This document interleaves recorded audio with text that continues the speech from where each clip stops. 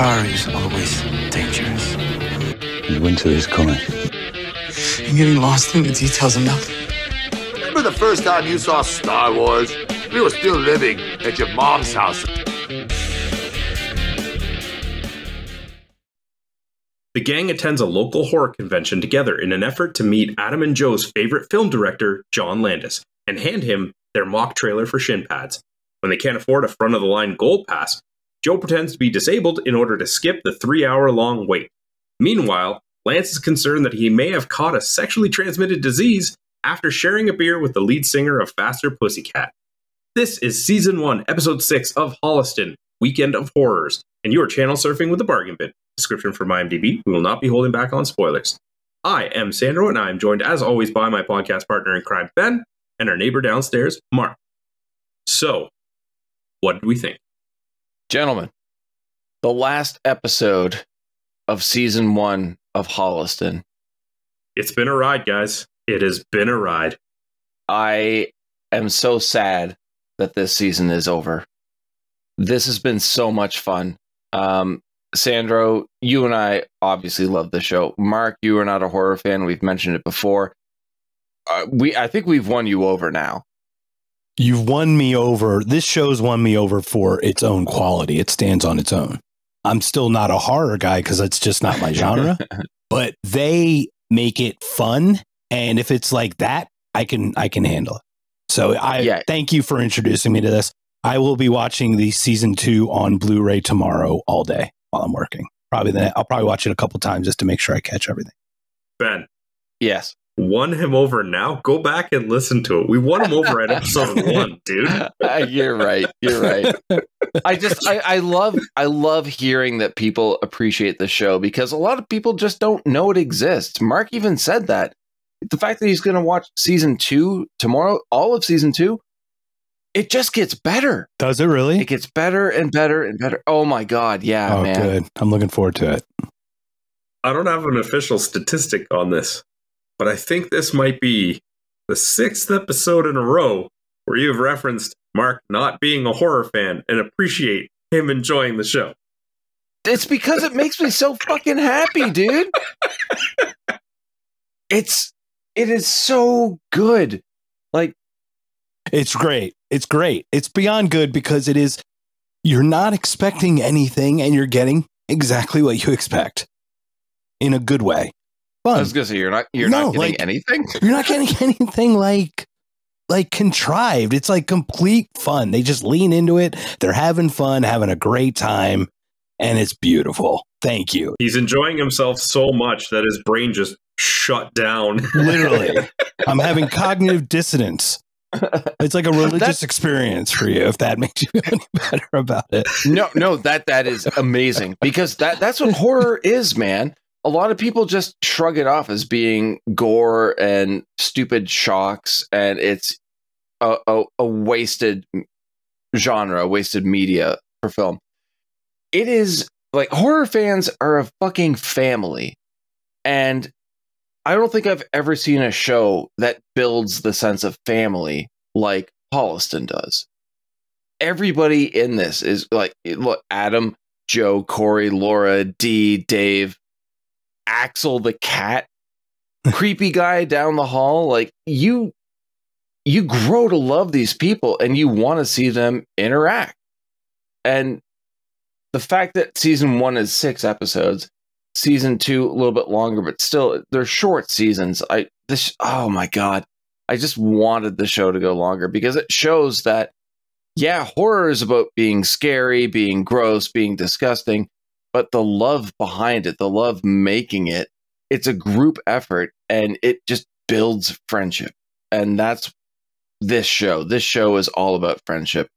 But 6 episodes in, season 1 is done now. I guess we shouldn't get into our feelings yet, but let's get into the plot because honestly, I think it starts off very awkwardly. Well, with the Scream stuff? No, starting off with the gift references. Oh, right. Well, I mean, that's tied into the Scream stuff, I wasn't entirely wrong. But Adam watching The Gift, which I don't think either of you have seen. No, sir. I've not. It was very popular because it was the first time that Katie Holmes did a topless scene. Mm. And hence, Adam is very excited for it. Hence, the Vaseline. He stole Joe's tub. Yep. Or did Joe steal Adam? Or is it a communal tub now that we've seen both of them holding it at one point? That's a very disturbing thought. I'm going to just pass. I just popped in my head. I apologize. Let's move forward. You know they don't have the money for multiple tubs. Oh. Yeah. I didn't mean it pops into my head, guys. I'm sorry. I absolutely love when Adam is preparing himself and he's talking to Katie into the screen and he's just like, I won't tell Pacey, because I'm like, that was Ben. Yeah, that was me. That made me feel really uncomfortable, actually, but I'm like, I totally get it. I mean, she's super hot. But yeah, then we get the phone call that leads into the Scream reference that Sandra was talking about. And I thought, like, we all know it's Joe's voice on the phone. He did a really good job of imitating Roger Jackson from the Scream films. I thought about that too, because when I heard it, I was like, is this another cameo that they were able to get? I thought he did a really good job of emulating the voice. It was great. He did a great job. And I love the fact that we get the swerve that it's actually Odorous in the closet. Which is hilarious, because if you think about it, he's in the show his imaginary friend. So Adam is stopping himself from gifting himself by his own imaginary friend.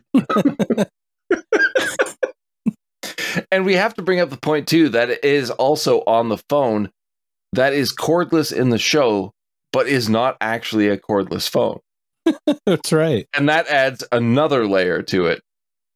But as soon as Adam shuts down Odorous, after making that Hordak joke, which I thought was really fucking funny. Phenomenal. Joe stabs Adam. Pure Scream move. Even wiping off the blade of the knife with his left hand. Brilliant. Adam kind of ran into it a little bit. He did. But you know, I don't want to defend Joe by any means.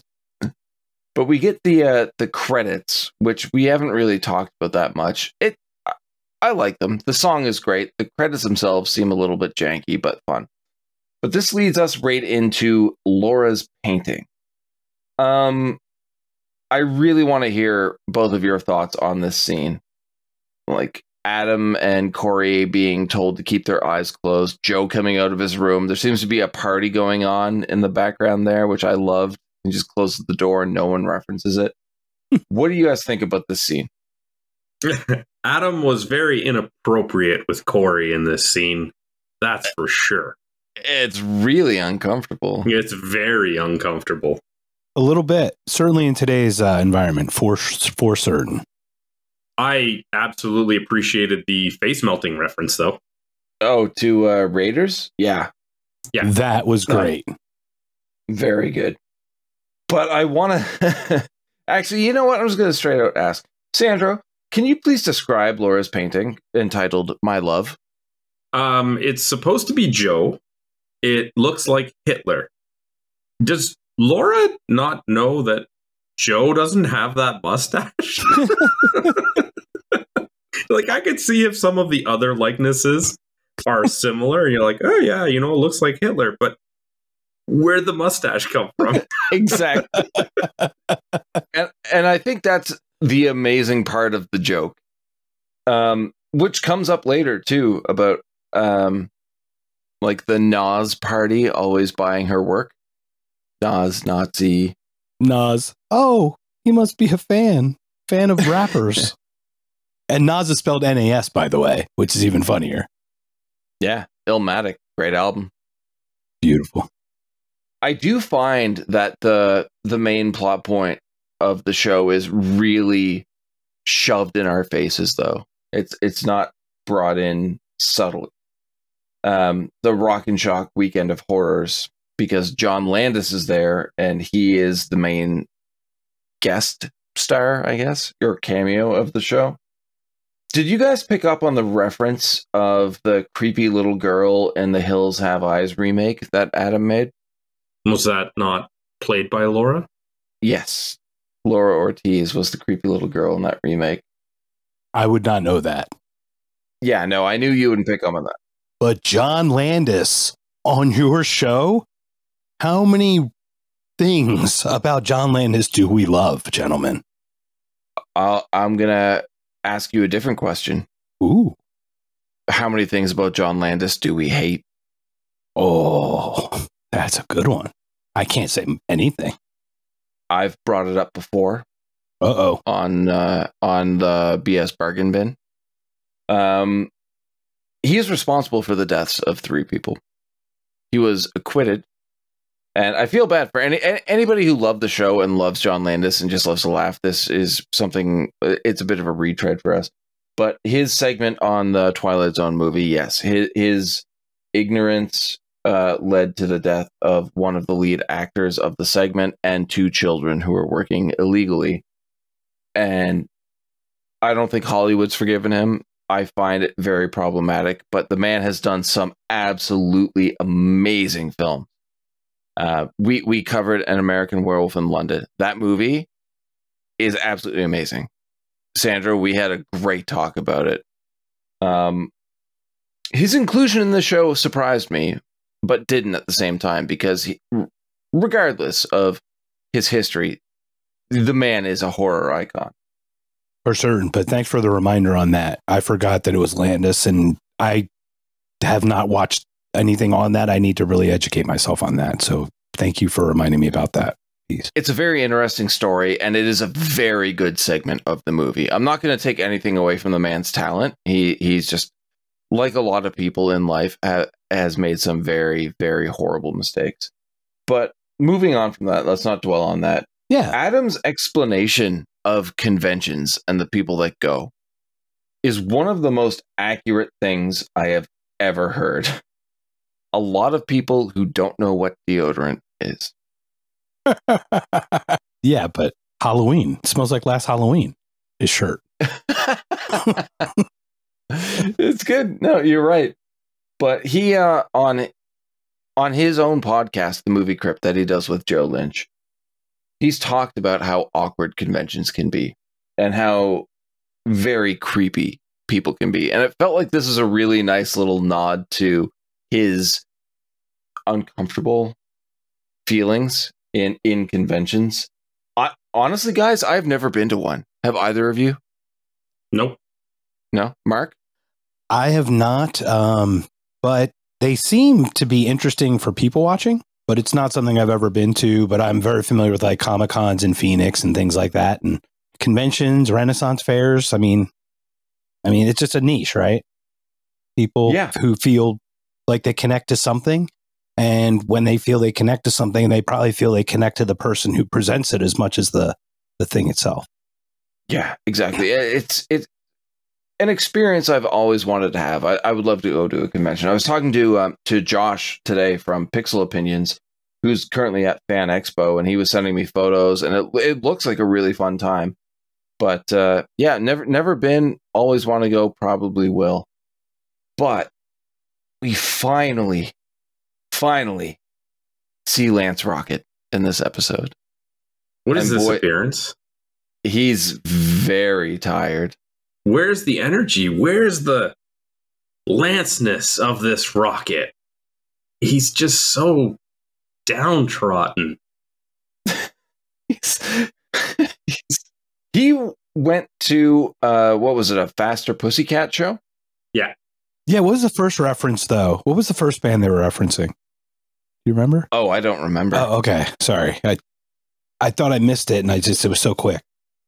But the lead singer gave him his beer, and he does the mimic of the double chug, drinking his beer and the singer's beer.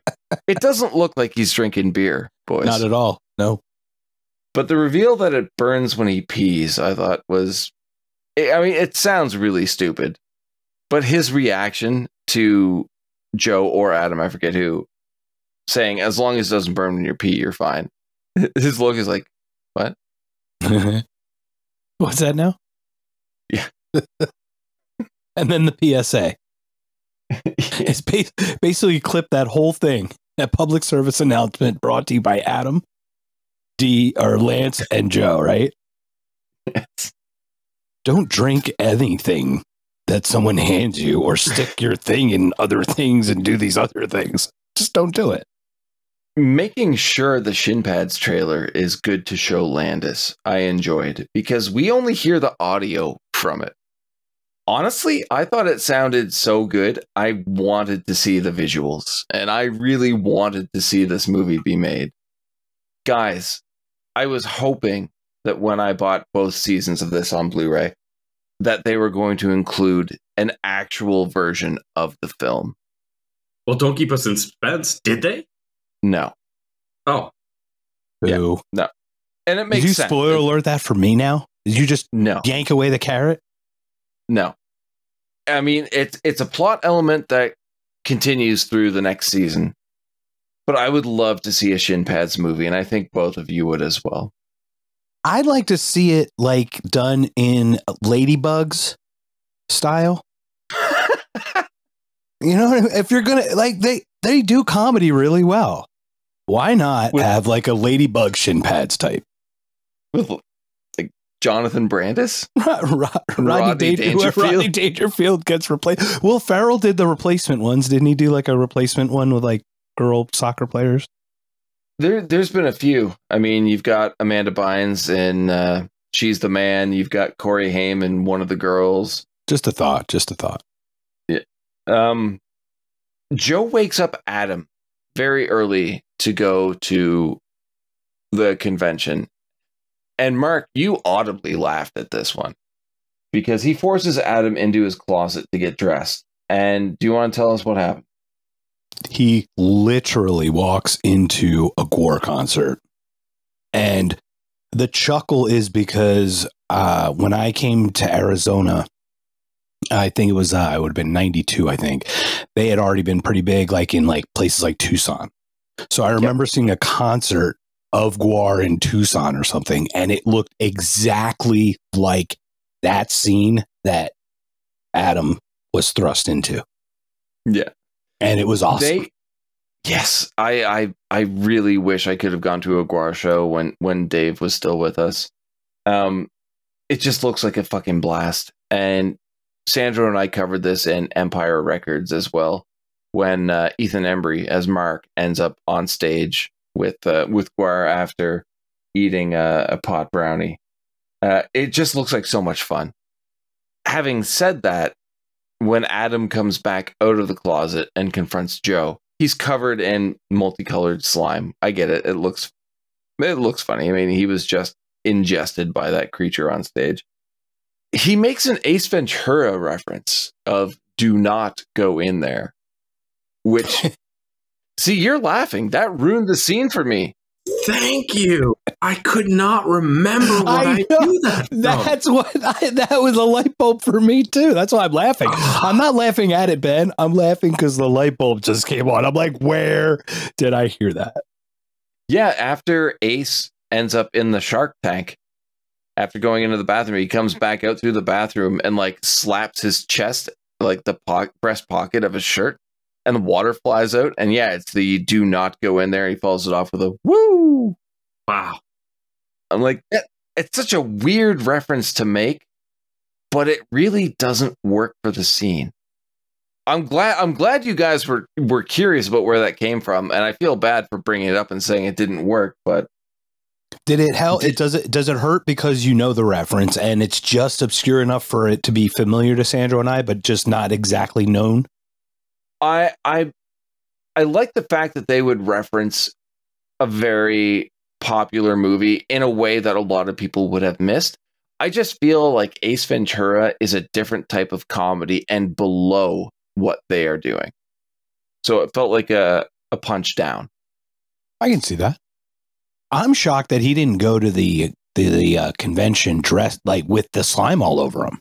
I thought that was like a setup for him to be ready for the convention. That would have been brilliant. I think that would have been absolutely fantastic. But yeah, the convention.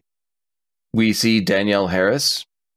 Ah, Yeah, that was my thought too. I cannot believe that Last Boy Scout. Oh my good! I know that entire movie from the little stuffed animal with the gun. He's got a trigger finger. It's the kind don't throw the shotgun shells in the fire. They're the kind that shred. Oh man, what a great movie! I just have to say it. I absolutely fell in love with her when we watched Stakeland way back, episode 1 of the BS Bargain Bin. That was a long time ago. Really? Yeah. Wait, what year was this? When did that movie come out, Sandro? You're asking the wrong guy. guy. I'm saying, when did you guys? Well, when did you launch it? When was your episode? Like, how many years? You mean the episode, not when did the movie? No, not the movie. You guys. How long ago was that for you guys? Probably 3 years. Wow, nice. Yeah, it was in October, and so almost 3 years ago. Yeah, beautiful.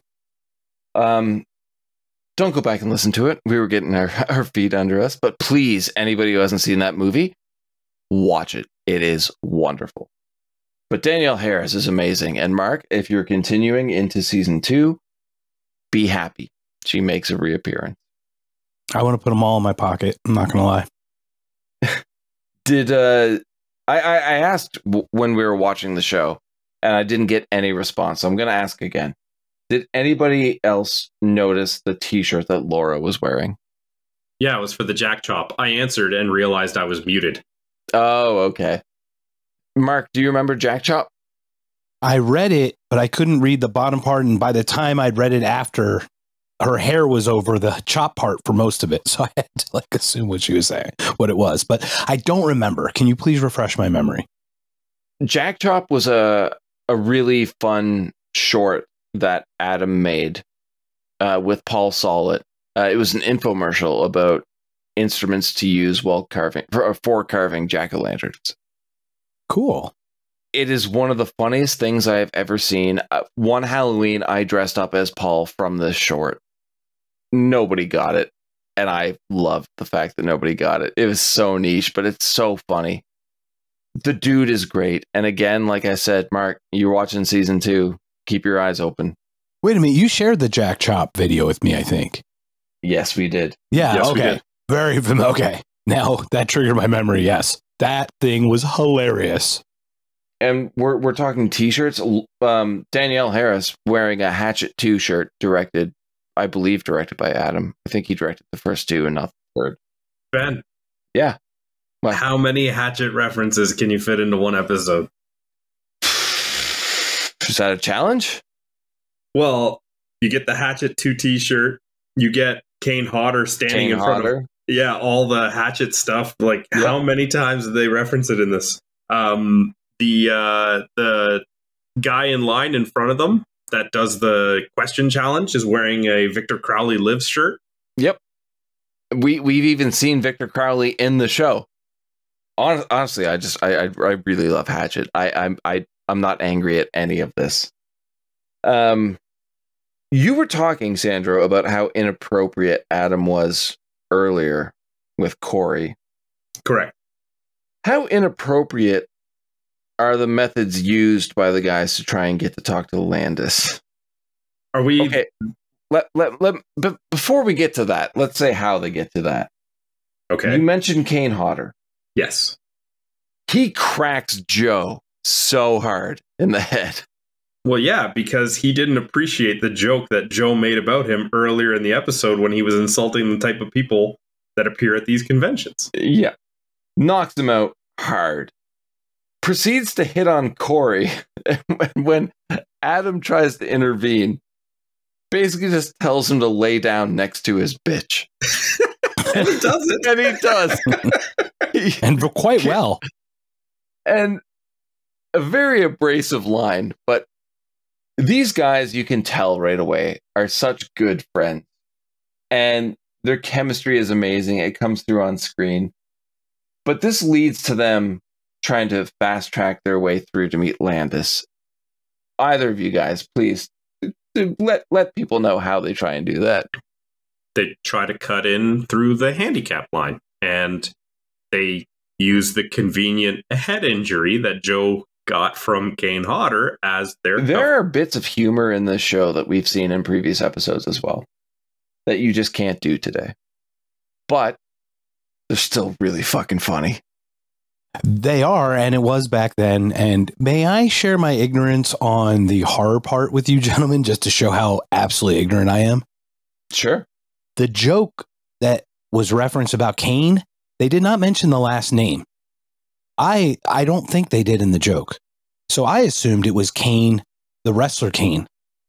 Okay. Not Kane Potter. And I have no idea. Like, those names completely threw me off. So I am happy to share my ignorance. For people who do not know about horror, don't worry about it. This show is still awesome. I'm just trying to share that, like, you do not have to be a horror person to really enjoy You the show. did miss it, though. They did say Kane Hodder. Oh, he did? Okay. So I apologize that I missed it. I heard Kane, and I think I just focused on the name Kane, and it popped in, obviously, the wrestler, because he's been in stuff. You're a wrestling fan. That makes sense. But yeah, Kane Hodder is an icon in horror. Yeah. There's no two ways about it. So yeah, the guys, they pretty much forced their way through to meet Landis. It did help that he get cracked in the head. I mean, it gave him an excuse, right? Yeah. Well, they were going to do it anyway. The whole reason they were at Kane's display was because they were going to take the prop wheelchair. It just so happens that while they were there, they collected the head injury to compliment it. That's true. He helped them out. Well, okay, and talking about Kane's interaction with fans and injuries, he's notorious for putting people in chokeholds. They want to be choked out by Kane Hodder. He will choke you out. There are many, many stories where someone's like, oh, you got to put me in a chokehold, and he'll just choke them unconscious and drop them on the floor. It sounds rough, but people do it all the time. He's like, yeah, if that's what you want, that's fine, but like, I don't recommend it. I don't know what to do with this information. I know. At the same time, I'm like, why don't you just not let them go out cold? Yeah, just choke them for the duration of the photograph and then let go. But yeah, they pitch Landis the film and give him the trailer, and then we get a cut to the Movie Crypt show where they're covering An American Werewolf in London. It's fine. I mean, we've seen this before, but this is just a lead-in to the return of Lance Rocket. A much more familiar Lance Rocket. Peppier. Yes. A more peppier and his steppier Lance Rocket. But no leather pants for 2 weeks. No. He was burning because of a lack of circulation, which he's remedied by wearing leather pants, which are much more breathable. Yeah. You're welcome. Thank you. Who prescribes no leather pants for a week? I think... To clarify, it was 2 weeks. Thank you very much. Thank you. 2 weeks. I think Dee Snider has the best lines in this entire series. And his Just delivery. Random shit like, I've got dudes to rock and chicks to roll. Like that's really fucking stupid, but the way you say it is absolutely hilarious. It's because so many of the things that he says with such confidence and enthusiasm that you just buy into it. Yeah, you're sold. You're along for the ride. This guy knows how to play an audience. It's very clear that he knows how to entertain at the very base of it. He is, yeah. I don't think anybody would be surprised to hear that he is the front man for a band. He knows how to work people. You can give him the dumbest line and he will make it work and he will get you on board immediately. And every time Dee Snider is on screen, I'm laughing my ass off. He has been the highlight of the sea. Well, I mean, no, they've all been highlights, but well, I don't know if I can rank them, but he's been up there. He's definitely been just the constant or the consistent piece that we can count on for some laugh throughout one of the episodes. Agreed. Completely agree with that. And the whole scene playing out here, Adam and Joe are drinking from their own bottles of water, like their personal bottles, not purchased bottles, like from the store. And Lance tells them at the very end to not drink water from the tap. Obviously, something may be passed along from Lance's use. And the look on both their faces got me. It was very good. A great little punch to end that scene. We talked about the neo-Nazis wanting to buy Laura's painting, but this is just a lead-in to get to the letter that John Landis sent to the guys. And I have to say, I don't like this scene. Me neither. It really feels out of place for this show and episode, really. Yeah, agreed. Laura not being able to read, I didn't find that really funny. Corri reading ahead of what she is speaking or dictating, I found problematic. I don't like that she was trying to make it sound more positive than it was. And I don't like the letter because I don't think anybody would have actually sent that letter. It is so short and rude and time consuming that it doesn't make sense that that letter would even exist. Yeah, I'm pretty sure if I was given a trailer to watch and I disliked it this much, I just wouldn't respond. Like, I'd ghost them, right? There'd be no reason to write that letter. Exactly. Mark, what do you think? What I thought was that you didn't really mention it. How pleasant did John Landis seem to them after clearly butting in line? He seemed like the kindest, gentlest, old soul fuddy-duddy guy. And then to see this letter in contrast, it just seemed completely out of place to have those two pieces in play. You could interpret his friendly demeanor being that they were coming from the specially abled line. And perhaps it would have made more sense if after seeing Joe just stand up from the wheelchair and walk out, the letter was scathing because of the dishonest means to which they used to interact with him. But Holliston doesn't go for the low-hanging fruit. That's what you would expect to see in an episode like this, so that's not what you're going to get. Mm-hmm. No, that's a great point. They don't. Mark, I also think what you said resonates. Yeah, it seemed like a super loving guy, but then contrasted with a scathing letter. It seems out of place, and that's why I don't like it. But then they use that to build up the end of the scene, where the guys refuse to accept defeat and decide to celebrate with Crystal Head vodka, which I think is hilarious because Joe admits that he stole it. He's saying he bought it. And then Laura immediately brings up, she's like, I didn't buy it. I mean, the guys are cheap. It's an ongoing joke. It's a running joke. But then they use that to sum up most of the events of the last 6 episodes, or the total 6 episodes of the season, which you don't really see that often. And I really enjoyed that because they referenced a few of their ups and downs, knowing that this is the last episode of the season. And then everyone gets murdered. Gunned down. And I didn't look into it, but is this supposed to be the guy from the fake crime noir film in Home Alone? That guy seems so old in Home Alone. Right. I think that's why it's not the same guy, but it's the same line. Yeah, it is definitely the same line, but the guy just seemed like he should be older if it's the same actor. I had the same thought, but I can't imagine it is. Although research could prove me wrong. Yeah, but it's been like, at that point, it was 22 years since Home Alone had come out. So, and is it a legit black and white movie, right? Or was it off of was that a fake black and white? No, that was fake. That was a real right. movie. Okay, right. Yeah. So that would have been that long ago. It could be, I mean, but not, to your point, it seemed like he would have been older as well, or not here anymore. Yeah. I gotta say it, because it's been difficult to be critical of this show.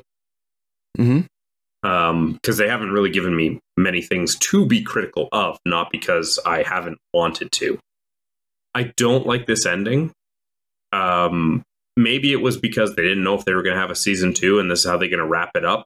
A sign of positivity contrasted with their murders. But to me, it came off as just, we don't know how to write an ending for this, so we're just going to do this. Yes, I agree. This ending is weird, out of place, and then to cram Odorous in the end with Axel, the cat, in his arms, being like, so we're not just in this episode? And then having that lead right into the credits was pretty jarring. It was a letdown. I think this is the first time the show let me down.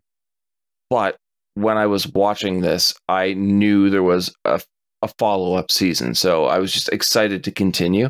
If I didn't know there was going to be a season 2 and this is how I ended season 1, I would be pretty upset. The show is just, every episode is filled with highs. The way this one episode ended is the lowest point of appreciation for the show for me. Benefit of the doubt, if I may. Mm-hmm. Sure. 6 episodes. I'm assuming they thought this was going to be a tester. I don't think they thought that was going to go past 6 episodes. Yeah. I have not seen a series ever end well. Have we really seen the ending, a good ending to the series of any comedy? Maybe the newest Newhart, the second Newhart show was pretty good, where it was like a dream. But yeah, that's about it. I mean, how many good series endings? And if they thought it was a series ending, they had to end it. And to Sandro's point, it's a really quick, easy way, even though it may be a little cheap, but to do it. Yeah. Yeah. No, I get that for sure. To anybody listening right now who is just discovering Holliston, season 1, 6 episodes. For you as well, Mark, season 2, 10 episodes and a Christmas special. So there is a lot more Holliston to watch for anybody. Christmas special? Yeah. Oh. For anybody who's been listening and has really enjoyed what we've been talking about, there's a lot more to get into. Well, on that note, I guess this is a fitting time to ask you guys for a highlight of the episode before we get into some closing thoughts on the series.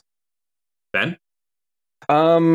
It's a tough one. I really like the bits we got with Odorous. I loved the Guar concert. I think I have to go back to Lance Rocket. Both times we see Lance, I was, if I wasn't laughing out loud, I had a stupid grin on my face. Dee Snider is wonderful in this show. And every time we watch an episode, I'm just excited for him to make an appearance. So yeah, for me, it's Lance. What about you, Mark? I thought Lance was phenomenal, to your point. And to see him the first time, I thought they were not going to return him. I thought he was like getting kind of pulled out of this episode by being down in the dumps or something. So to see him reemerge with the old Lance rocket energy was awesome. I will say it's because probably my heritage, and I have to, if I didn't laugh about it, I'd cry. But probably the painting, the whole thing with the painting, it just strikes home, and obviously a lot of like previous family history with that group of people, and that history of time and that part of the world, and seeing that, just, I don't know, it's like I'm always bittersweet about how they try to make it funny, and I thought they did pretty good because it's supposed to be Joe, and the mustache thing was just like, yeah, why was it there?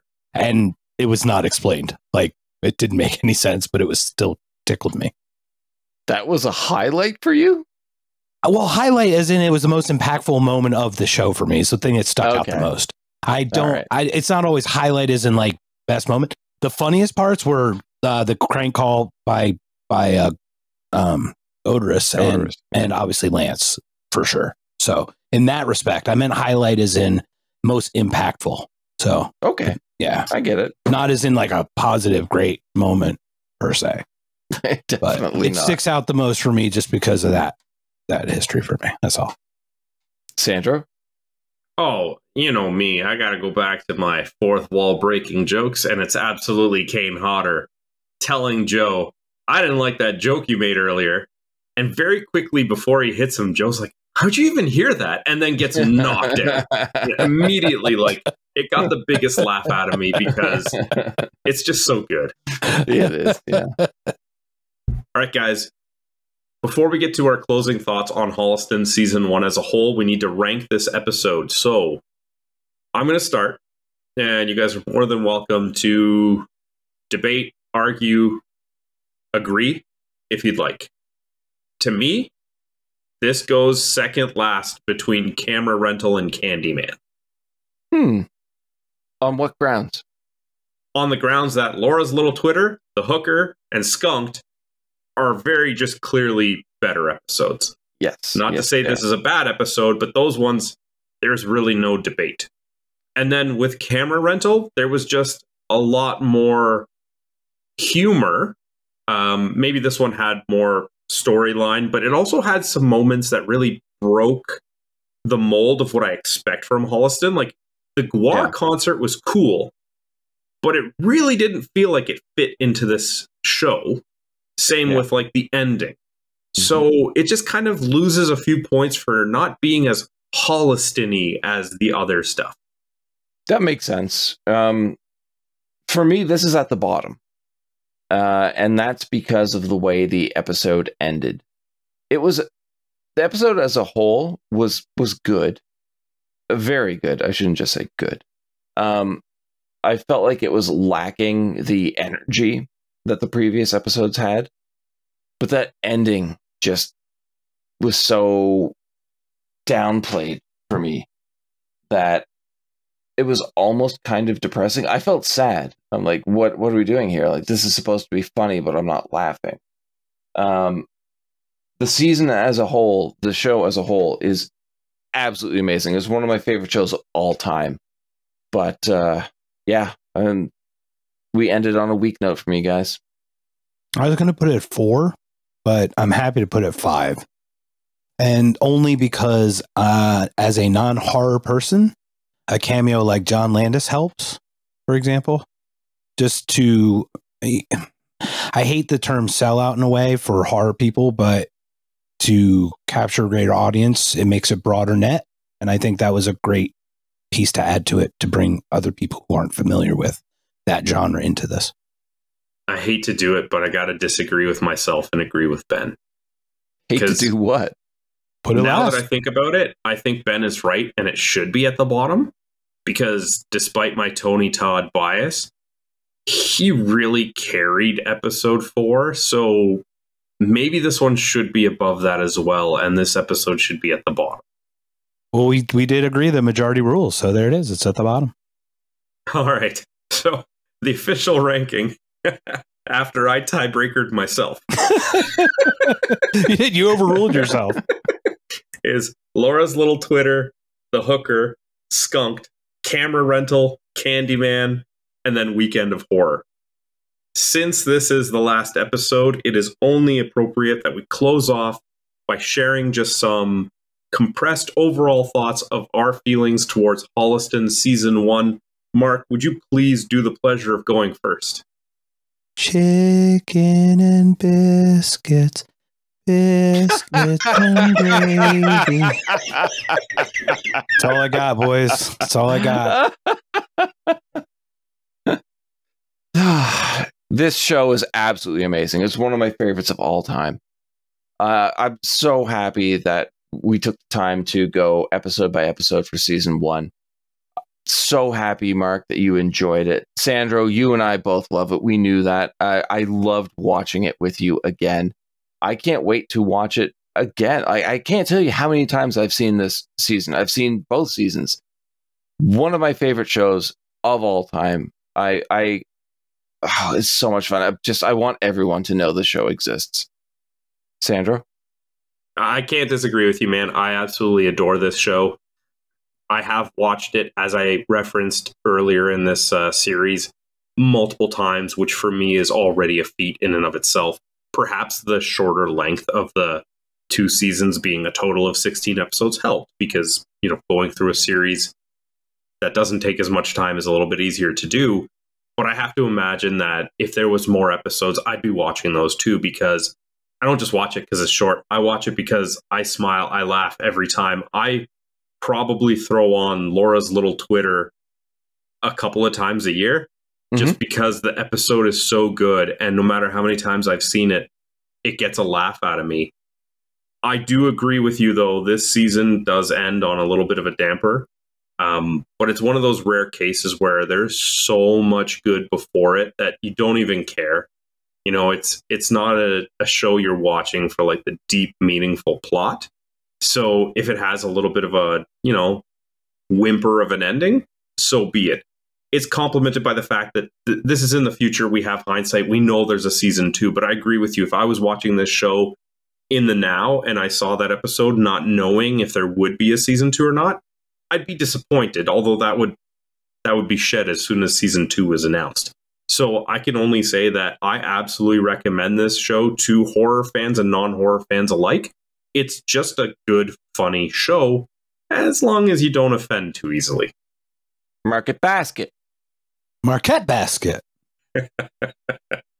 Gentlemen, thank you for the journey. This was a great time. I'm grateful for being asked to be along on that ride with you. So thank you for inviting me on this because this was a lot of fun. All right. So until we change the channel to the next show, have a good one. All the best.